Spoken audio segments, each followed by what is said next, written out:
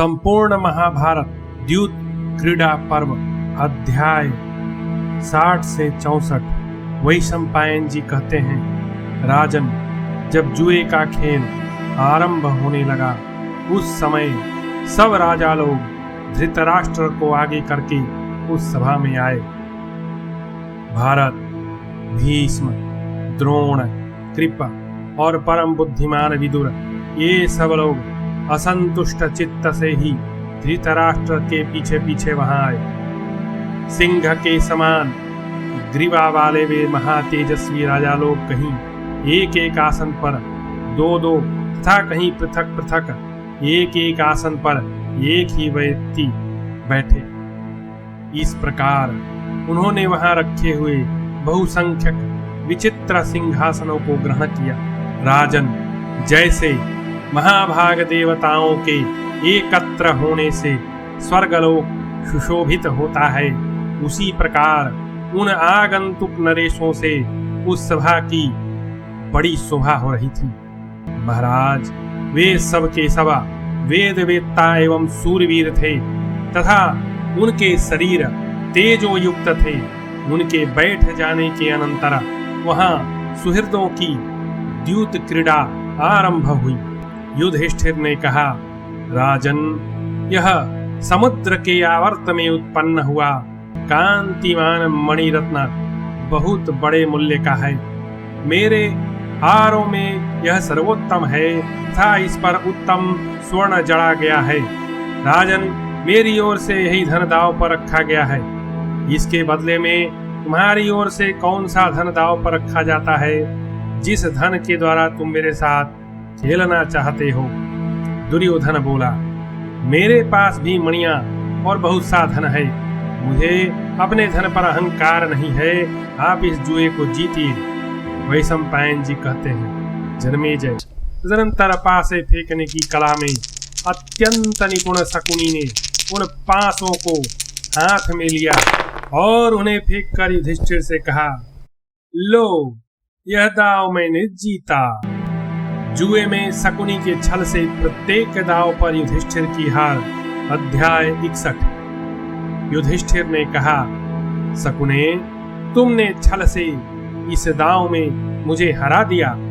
इसी पर तुम गर्वित हो उठे हो। आओ, हम लोग पुनः परस्पर पासे फेंक कर जुआ खेलें। मेरे पास हजारों निष्कों से भरी हुई बहुत सी सुंदर पेटियां रखी हैं। इसके सिवा खजाना है, अक्षय धन है, अनेक प्रकार के स्वर्ण है।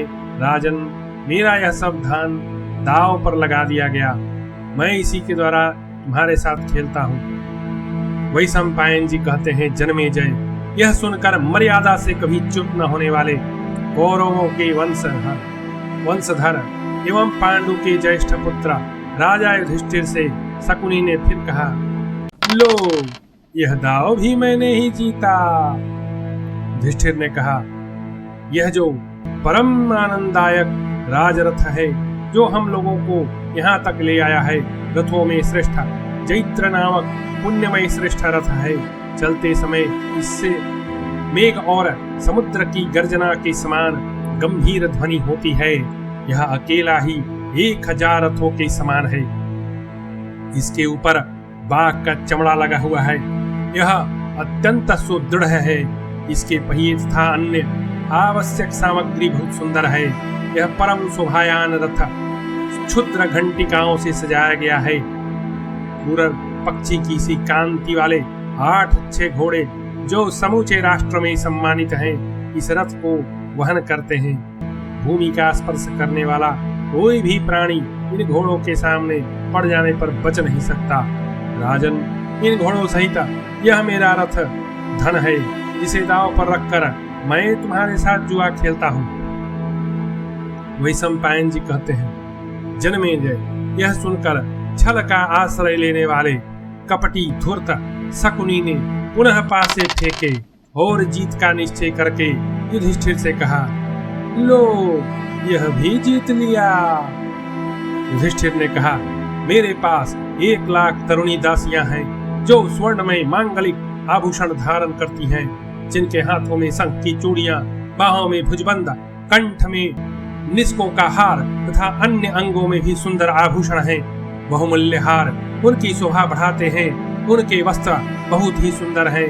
वे अपने शरीर में चंदन का लेप लगाती हैं, मणि और स्वर्ण धारण करती हैं तथा 64 कलाओं में निपुण हैं। नृत्य और गान में भी वे कुशल हैं। वे सब की सब मेरे आदेश से स्नातकों, मंत्रियों तथा राजाओं की सेवा परिचर्या करती हैं। राजन, यह मेरा धन है जिसे दांव पर लगाकर मैं तुम्हारे साथ खेलता हूँ। वैशंपायन जी कहते हैं, जन्मेजय, यह सुनकर धूर्त, कपटी और मूर्ख शकुनी ने पुनः जीत का निश्चय करके पासे फेंके और युधिष्ठिर से कहा, यह दांव भी मैंने ही जीता है। युधिष्ठिर ने कहा, दासियों की तरह ही मेरे यहाँ 1 लाख दास हैं। वे कार्य कुशल तथा अनुकूल रहने वाले हैं। उनके शरीर पर सदा सुंदर उत्तरीय वस्त्र सुशोभित होते हैं। वे चतुर, बुद्धिमान, संयमी और तरुण अवस्था वाले हैं। उनके कानों में कुंडल झिलमिलाते हैं। वे हाथों में भोजन पात्र लिए दिन रात अतिथियों को भोजन परोसते हैं। राजन, मेरा यह धन है जिसे दांव पर लगाकर मैं तुम्हारे साथ खेलता हूँ। वैशंपायन जी कहते हैं, जन्मेजय, यह सुनकर पुनः सठता का आश्रय लेने वाले धूर्त और कपटी शकुनी ने अपनी ही जीत का निश्चय करके युधिष्ठिर से कहा, लो, यह दांव भी मैंने ही जीता है। युधिष्ठिर ने कहा, सुबल कुमार, मेरे यहाँ 1000 मत वाले हाथी हैं, जिनके बांधने के रस्से स्वर्ण में हैं। वे सदा आभूषणों से विभूषित रहते हैं। उनके कपोल और मस्तक आदि अंगों पर कमल के चिन्ह बने हैं। उनके गले में सोने के हार सुशोभित होते हैं। वे अच्छी तरह वश में किए हुए और राजाओं की सवारी के काम में आते हैं। युद्ध में वे सब प्रकार के शब्द सहन करने वाले हैं। उनके दांत हलदंड के समान लंबे और शरीर विशाल है। उनमें से प्रत्येक के 8-8 हथेलियां हैं। उनकी कांति नूतन मेघों की घटा के समान है। वे सब के सब बड़े नगरों को भी नाश कर देने की शक्ति रखते हैं। राजन, यह मेरा धन है जिसे दांव पर लगाकर मैं तुम्हारे साथ खेलता हूँ। वैशंपायन जी कहते हैं, जन्मेजय, ऐसी बातें कहते हुए कुंती पुत्र युधिष्ठिर से शकुनी ने हंसकर कहा, इस दांव को भी मैंने ही जीता।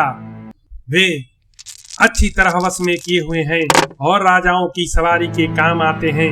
युद्ध में वे सब प्रकार के शब्द सहन करने वाले हैं। उनके दांत हलदंड के समान लंबे हैं और शरीर विशाल है। उनमें से प्रत्येक के 8-8 हथेलियां हैं। उनकी कांति नूतन मेघों की घटा के समान है। वे सब के सब बड़े नगरों को भी नाश कर देने की शक्ति रखते हैं। राजन, यह मेरा धन है जिसे दांव लगाकर मैं तुम्हारे साथ खेलता हूँ। वैशंपायन जी कहते हैं, जन्मेजय, ऐसी बातें कहते हुए कुंती पुत्र युधिष्ठिर से शकुनी ने हंसकर कहा, हा, इस दांव को भी मैंने ही जीता। युधिष्ठिर ने कहा, मेरे पास उतने ही अर्थात 1000 रथ हैं, जिनकी ध्वजाओं में सोने के डंडे लगे हैं। उन रथों पर पताकाएं फहराती हैं। उनमें सधे हुए घोड़े जोते जाते हैं और विचित्र युद्ध करने वाले रथी उनमें बैठते हैं। उन रथियों में से प्रत्येक को अधिक से अधिक 1,000 स्वर्ण मुद्राएं तक वेतन में मिलती हैं। वे युद्ध कर रहे हो या ना कर रहे हो, प्रत्येक मास में उन्हें यह वेतन प्राप्त होता रहता है। राजन, यह मेरा धन है, इसे दांव पर लगाकर मैं तुम्हारे साथ खेलता हूँ। वैशंपायन जी कहते हैं, जन्मेजय, उनके ऐसा कहने पर वैरी दुरात्मा धूर्त सठ शकुनी ने युधिष्ठिर से कहा, लो, यह भी जीत लिया।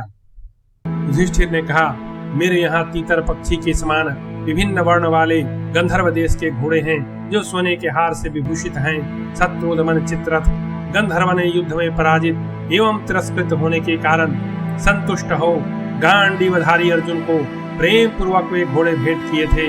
राजन, यह मेरा धन है, जिसे दांव पर लगाकर मैं तुम्हारे साथ खेलता हूँ। वैशंपायन जी कहते हैं, जन्मेजय, यह सुनकर छल का आश्रय लेने वाले शकुनी ने पुनः अपनी ही जीत का निश्चय करके युधिष्ठिर से कहा, यह दाव भी मैंने ही जीता है। युधिष्ठिर ने कहा, मेरे पास 10,000 श्रेष्ठ रथ और छकड़े हैं, जिनमें छोटे बड़े वाहन सदा जुटे ही रहते हैं। इसी प्रकार प्रत्येक वर्ण के हजारों चुने हुए योद्धा मेरे यहाँ एक साथ रहते हैं। वे सब के सब वीरोचित पराक्रम से संपन्न एवं सूरवीर हैं। उनकी संख्या 60,000 है। वे दूध पीते और शाली के चावल का भात खाकर रहते हैं। उन सब की छाती चौड़ी है। राजन, यह मेरा धन है, जिसे दांव पर रखकर मैं तुम्हारे साथ खेलता हूँ। वैशंपायन जी कहते हैं, जन्मेजय, यह सुनकर सठता के उपासक शकुनी ने पुनः युधिष्ठिर से पूर्ण निश्चय के साथ कहा, यह दाव भी मैंने ही जीता है। युधिष्ठिर ने कहा, मेरे पास तांबे और लोहे की 400 निधियां यानी खजाने से भरी हुई पेटियां हैं। प्रत्येक में 5-5 द्रोण विशुद्ध सोना भरा हुआ है। यह सारा सोना तपाकर शुद्ध किया हुआ है। उसकी कीमत आकी नहीं जा सकती। भारत, यह मेरा धन है, इसे दांव पर रखकर मैं तुम्हारे साथ खेलता हूँ। वैशंपायन जी कहते हैं, जन्मेजय, ऐसा सुनकर छल का आश्रय लेने वाले शकुनी ने पूर्वत पूर्ण निश्चय के साथ युधिष्ठिर से कहा, यह दाव भी मैंने ही जीता। धृतराष्ट्र को विदुर की चेतावनी। अध्याय 62। वैशंपायन जी कहते हैं, जन्मेजय, इस प्रकार जब सर्वस्व का अपहरण करने वाली वह भयानक द्यूत क्रीड़ा चल रही थी, उसी समय समस्त संशयों का निवारण करने वाले ज्ञानी विदुर जी बोल उठे। विदुर जी ने कहा, भरत कुल तिलक महाराज धृतराष्ट्र, मरणासन रोगी को जैसे औषधि अच्छी नहीं लगती, उसी प्रकार आप लोगों को मेरी शास्त्र सम्मत बात भी अच्छी नहीं लगेगी। फिर भी मैं आपसे जो कुछ कह रहा हूं उसे अच्छी तरह सुनिए और समझिए। महाराज, यह भरत वंश का विनाश करने वाला पापी दुर्योधन पहले जब गर्भ से बाहर निकला था, गीदड़ के समान जोर जोर से चिल्लाने लगा था। अतः यह निश्चय ही आप सब लोगों के विनाश का कारण बनेगा। राजन, दुर्योधन के रूप में आपके घर के भीतर एक महान गीदड़ निवास कर रहा है, परंतु आप मोहवश इस बात को समझ नहीं पाते। सुनिए, मैं आपको शुक्राचार्य की कही हुई नीति की बात बतलाता हूँ। मधु बेचने वाला मनुष्य जब कहीं ऊंचे वृक्ष आदि पर मधु का छत्ता देख लेता है, तब वहां से गिरने की संभावना की ओर ध्यान नहीं देता। वह ऊंचे स्थान पर चढ़कर या तो मधु पाकर मग्न हो जाता है अथवा उस स्थान से गिर पड़ता है। वैसे ही यह दुर्योधन जुए के नशे में इतना उन्मत्त हो गया है कि मधुमत्त पुरुष की भांति अपने ऊपर आने वाला संकट को नहीं देखता। महारथी पांडवों के साथ वैर करके हमें पतन के गर्त में गिरकर मरना पड़ेगा, इस बात को समझ नहीं पा रहा है यह मूर्ख। महाप्राज्ञ, मुझे मालूम है कि भोज वंश के एक नरेश ने पूर्व काल में पूर्वासियों के हित की इच्छा से अपने कुमार गामी पुत्र का परित्याग कर दिया था। अंधकों, यादवों और भोजों ने मिलकर कंस को त्याग दिया तथा उन्हीं के आदेश से शत्रुघाती श्री कृष्ण ने उसको मार डाला। इस प्रकार उसके मारे जाने से समस्त बंधु बांधव सदा के लिए सुखी हो गए। आप भी आज्ञा दें तो ये सव्यसाची अर्जुन इस दुर्योधन को बंदी बना ले सकते हैं। इसी पापी के कैद हो जाने से समस्त कौरव सुख और आनंद से रह सकते हैं। राजन, दुर्योधन कौआ है, पांडव मोर। इस कौवे को देकर आप विचित्र पंख वाले मयूरों को खरीद लीजिए। इस गीदड़ के द्वारा इन पांडव रूपी शेरों को अपनाइए। शोक के समुद्र में डूबकर प्राण न दीजिए। समूचे कुल की भलाई के लिए एक मनुष्य को त्याग दें, गांव के हित के लिए एक कुल को छोड़ दें। देश की भलाई के लिए एक गांव को त्याग दें, आत्मा के उद्धार के लिए तो सारी पृथ्वी का ही परित्याग कर दें। सबके मनोभावों को जानने वाले तथा सब शत्रुओं के लिए भयंकर सर्वज्ञ शुक्राचार्य जी ने जंभ दैत्य को त्याग करने के समय समस्त बड़े बड़े असुरों से यह कथा सुनाई थी।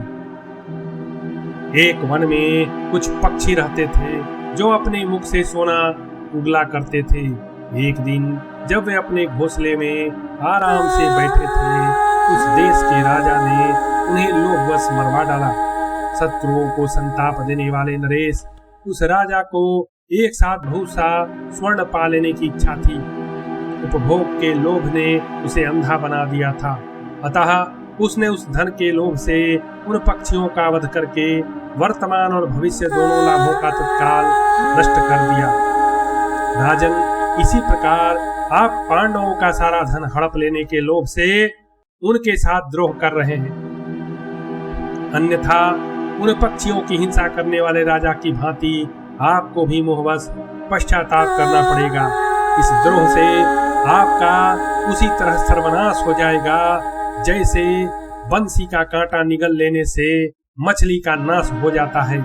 भरत कुलभूषण जैसे माली उद्यान के वृक्षों को बार बार सींचता है, समय समय पर उनसे खिले हुए पुष्पों को चुनता भी रहता है, उसी प्रकार आप पांडव रूपी वृक्षों को स्नेह जल से सींचते हुए उनसे उत्पन्न होने वाले धन रूपी पुष्पों को लेते रहिए। जैसे कोयला बनाने वाला वृक्षों को जलाकर भस्म कर देता है, उसी प्रकार आप इन्हें जड़ मूल सहित जलाने की चेष्टा न कीजिए। कहीं ऐसा न हो कि पांडवों के साथ विरोध करने के कारण आपको पुत्र मंत्री और सेना के साथ यमलोक में जाना पड़े। भरतवंशीय राजन, देवताओं सहित साक्षात देवराज इंद्र ही क्यों न हो, जब कुंती पुत्र संगठित होकर युद्ध के लिए तैयार होंगे, उनका मुकाबला कौन कर सकता है। विदुर जी के द्वारा जुए का घोर विरोध। अध्याय 63। विदुर जी बोले, महाराज, जुआ खेलना झगड़े की जड़ है। इससे आपस में फूट पैदा होती है जो बड़े भयंकर संकट की सृष्टि करती है। यह धृतराष्ट्र पुत्र दुर्योधन उसी का आश्रय लेकर इस समय भयानक वैर की सृष्टि कर रहा है। दुर्योधन के अपराध से प्रतीप, संतनु, भीमसेन तथा बाहलिक के वंशज सब प्रकार से घोर संकट में पड़ जाएंगे। जैसे मतवाला बैल मदोन्मत्त होकर स्वयं ही अपने सिंहों को तोड़ लेता है, उसी प्रकार यह दुर्योधन मदांधता के कारण स्वयं अपने राज्य से मंगल का बहिष्कार कर रहा है। राजन, जो वीर और विद्वान मनुष्य अपनी दृष्टि की अवहेलना करके दूसरे के चित्त के अनुसार चलता है, वह समुद्र में मूर्ख नाविक द्वारा चलाई जाती हुई नाव पर बैठे हुए मनुष्य के समान भयंकर विपत्ति में पड़ जाता है।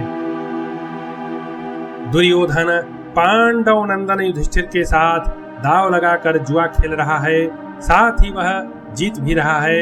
यह सोचकर तुम प्रसन्न हो रहे हो, किंतु आज का यह अतिशय विनोद शीघ्र ही भयंकर युद्ध के रूप में परिणत होने वाला है, जिससे अगणित मनुष्यों का संहार होगा। जुआ अधःपतन करने वाला है, परंतु शकुनी ने इसे उत्तम मानकर यहाँ उपस्थित किया है।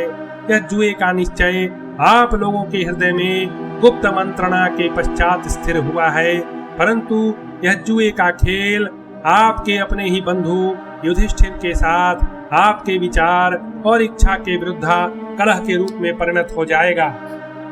प्रतीप और संतनु के वंशजों, कौरवों की सभा में मेरी कही हुई बात ध्यान से सुनो। यह विद्वानों को भी मान्य है। तुम लोग इस मूर्ख दुर्योधन के पीछे चलकर वैर की धधकती हुई भयानक आग में न कूदो। जुए के मद में भूले हुए अजात शत्रु युधिष्ठिर जब अपना क्रोध न रोक सकेंगे तथा भीमसेन, अर्जुन एवं नकुल सहदेव भी जब क्रुद्ध हो उठेंगे, उस समय घमासान युद्ध छिड़ जाने पर विपत्ति के महासागर में डूबते हुए तुम लोगों का कौन आश्रयदाता होगा। महाराज, आप जुए से पहले भी मन से जितना धन चाहते उतना धन पा सकते थे। यदि अत्यंत धनवान पांडवों को आपने जुए के द्वारा जीत लिया तो इससे आपका क्या होगा? कुंती के पुत्र स्वयं ही धन स्वरूप हैं, आप इन्हीं को अपनाइए। मैं सुबल पुत्र शकुनी का जुआ खेलना कैसा है यह जानता हूँ। यह पर्वतीय नरेश जुए की सारी कपट विद्या को जानता है।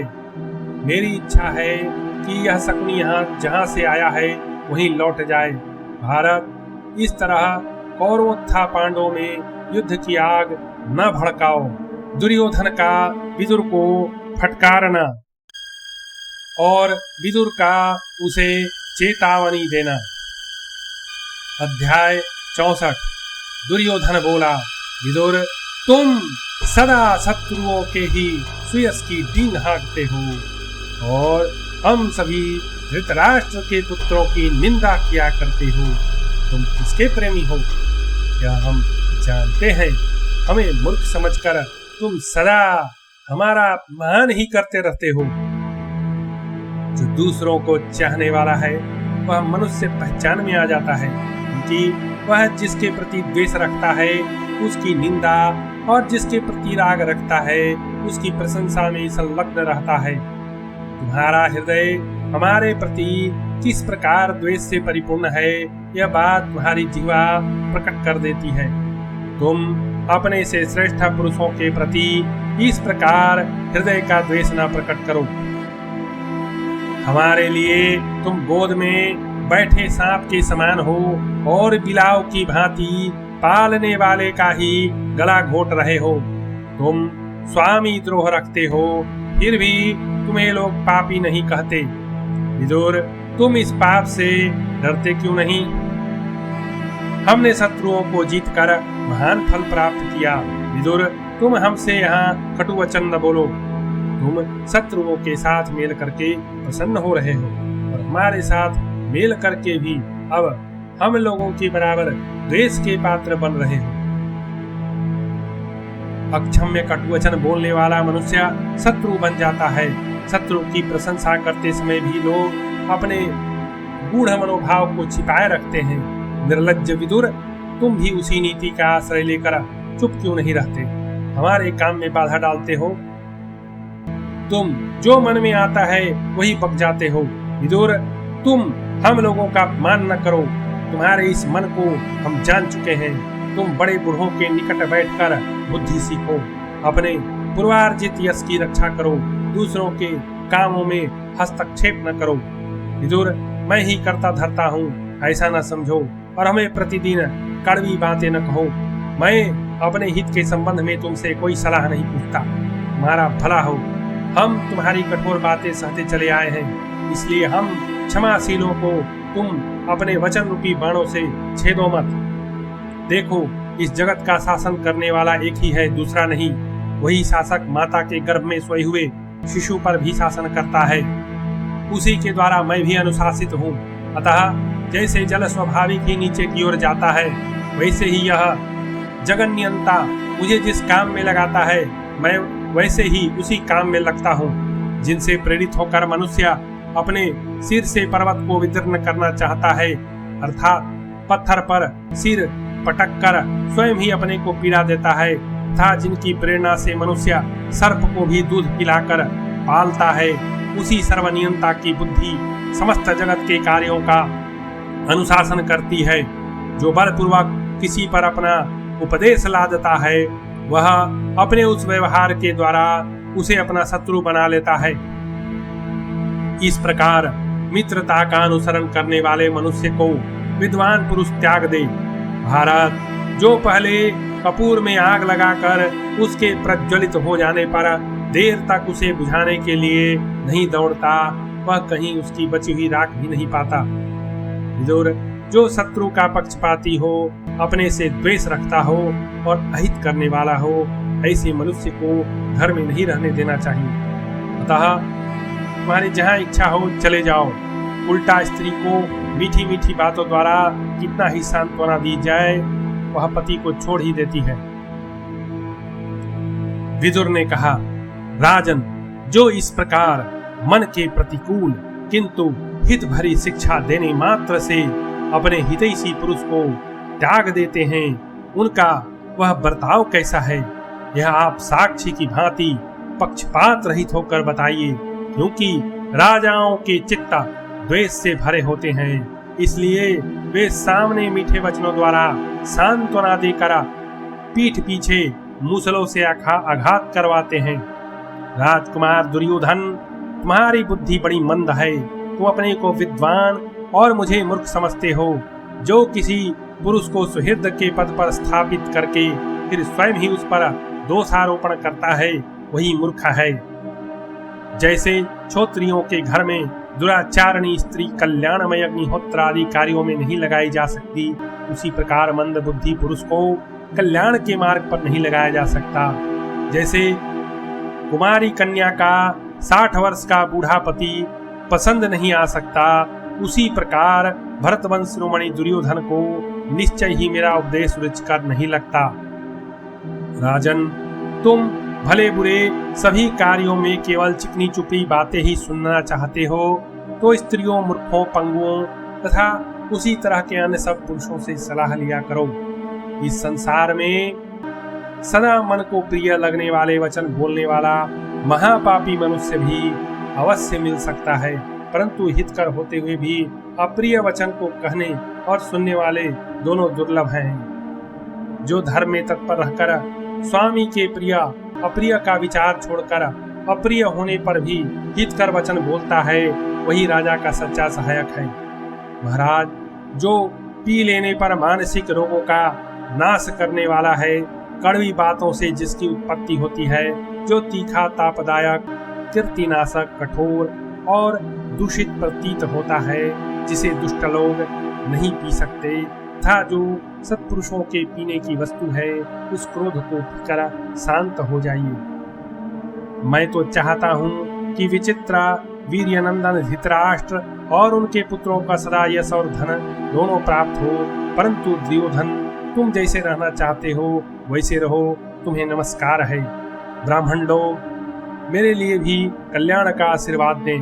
गुरुनंदन, मैं एकाग्र हृदय से तुमसे यह बात बता रहा हूँ। विद्वान पुरुष उन सर्पों को कुपित न करे जो दांतों और नेत्रों से भी विष उगलते रहते हैं, अर्थात ये पांडव तुम्हारे लिए सर्पों से भी अधिक भयंकर हैं, इन्हें मत छेड़ो।